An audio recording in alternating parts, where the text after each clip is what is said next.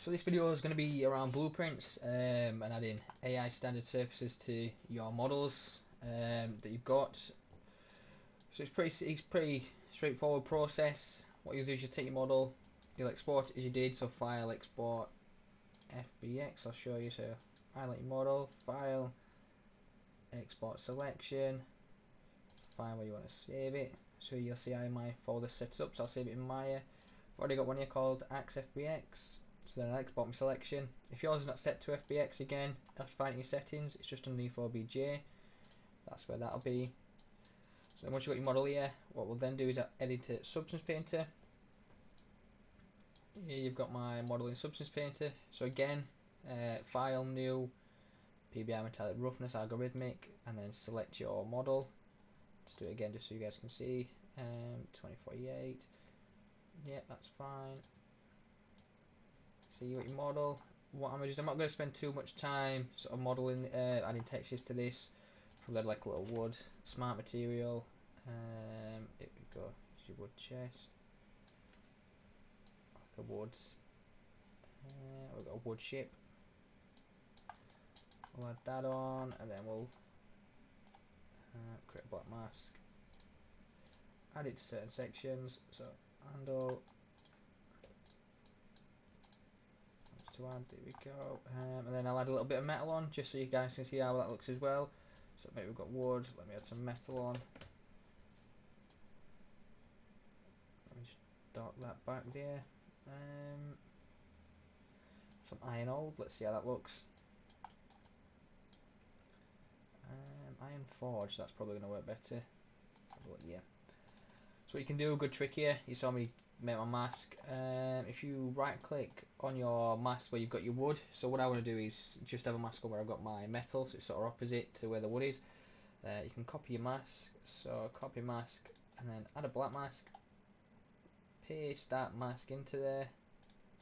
So it's got, we put the mask bang on top of the wood, and then what we can do, we can invert the mask so it makes blacks white, white, black. Invert the mask, and then you see, nice and easy. It's just flip the mask for me. Obviously I can spend some time, make them look nicer. But there's no real, for this video, there's no real point me doing that. So what I'm gonna do is show you how to export. I have to get it out of Substance into Arnold, set all that up through the HyperShader, and get you on your way. So first thing you want to do, File, Export Textures. Here we are. I'm just gonna throw mine on my desktop again. So Axe, Substance Painter. That's for substance files. Then what I'm going to set up a texture folder, because what will happen is you'll get 5 maps. I believe it's 5. So you get your base color, your roughness, your metalness, your normals, and your height. So that's 5 images it's going to send out. And then Maya, once you've attached them to the Arnold shader, and you put an Arnold and you render it with Arnold, it'll send out 5 more TX files. So you'll have 10 files. And this is why we're quite big on sort of organising your documents. So we'll throw in textures. Change this over to Arnold UDIM Legacy, as you know. Export that. Let that run its thing. Yep, that's all fine. So what I'll do, head back into Maya. Here we are back in Maya. So first thing you want to do, just double check your maps, make sure they're all right. So I'm just looking, so textures. Here we've got my base color, my height, metalness, normals, roughness. That's all good. So first thing we're going to do is this little icon here. This it's an HyperShader. I call it like a blue sphere with a circle in it. It's right next to your render settings. So if you click that, HyperShade, it'll pop up this new window. So if you use node-based systems, you should be able to sort of run away at this and understand it. But I'll sort of run you through the basics. So here you have a search option where you can search Arnold, where you can search AI standard. You've got your standard surface. Or you've got all your options here, so let me delete that. You can sort of go Arnold, find your AI standard surface. Or those of you who use the Unreal Engine, when you can press tab on Unreal Engine, you can here.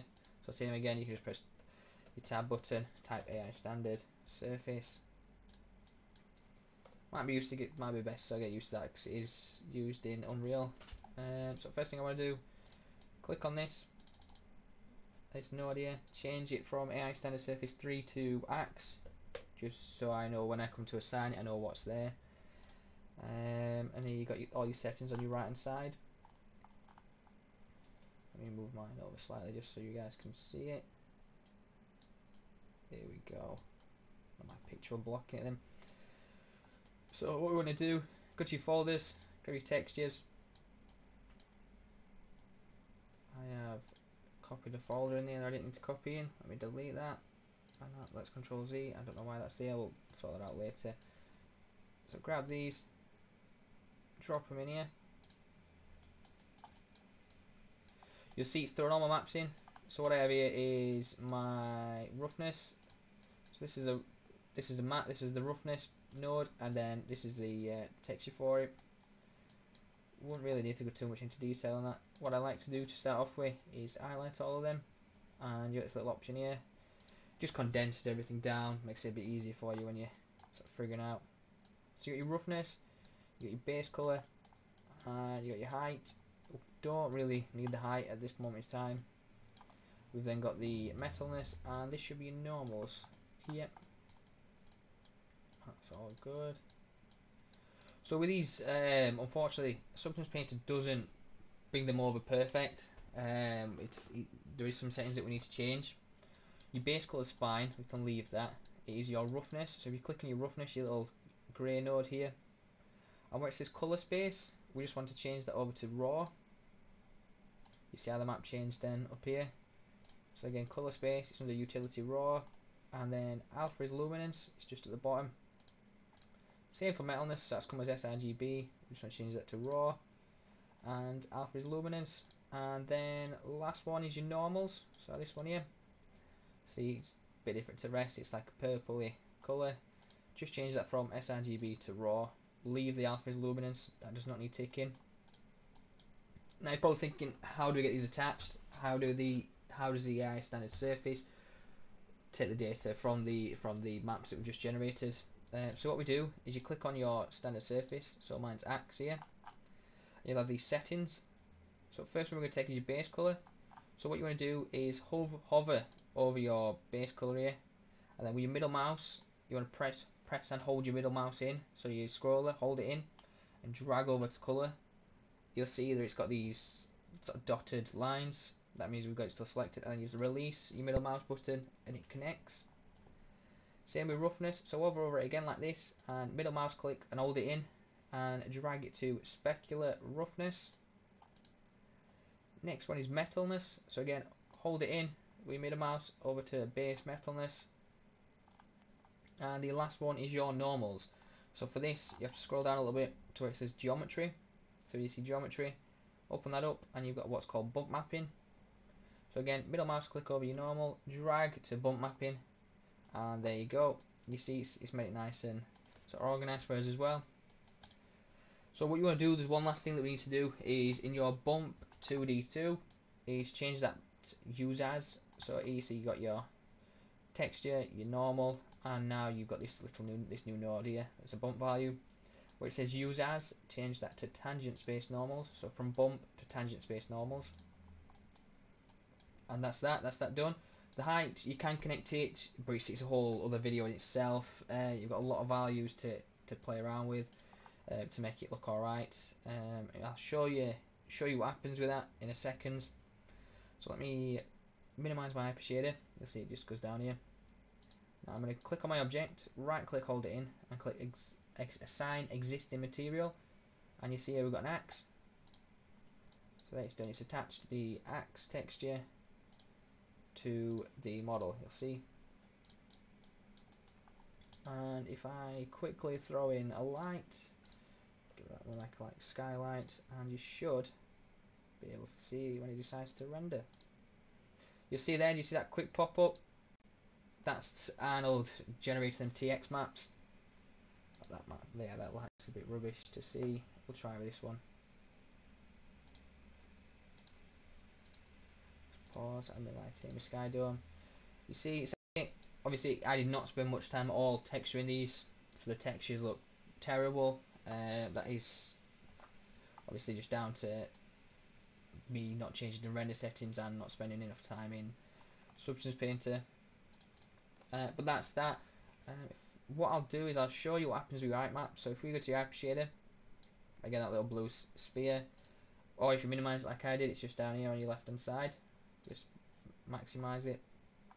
So you've got your height map. You can connect it to your displacement, so drag your height over to your displacement material. And what that does, that'll connect it up, but then you have to play around with these values here, and your bounds and your paddings. You'll see why. So you see my model here, you saw how it looks originally, so now I've attached that height map. The values just generate a crazy sort of height map. You'll see, you might not be able to see it too well, but it puffs it out. It's almost as if we just injected air into its model and it's puffed it out. You'll see it on this section here. So let me go back to my height and disconnect that. You see how it shrunk then as soon as I press play? So what you have to do is play around with the values for the displacement shader. So we hook it up, and it is under Arnold when he wants to play it. So you got your bounds padding and your scale 0 values and then these tangents. You have to play around with these values to sort of get a good height map. But at this moment in time, that's it. I wouldn't bother with that. It's a whole other video on itself, a whole other lesson. But for now, just leave it like that, and you should everything should all be fine. Just double check. So there you go. So that's everything. That's getting as metalness on, as base color, as roughness, and as normal maps. There is a cheat sheet on the classroom where I've sort of sat there and put, so what you'll have is your base color, where it goes, what to change, and then same for metalness and such. Make it nice and easy for you. But that's it for this.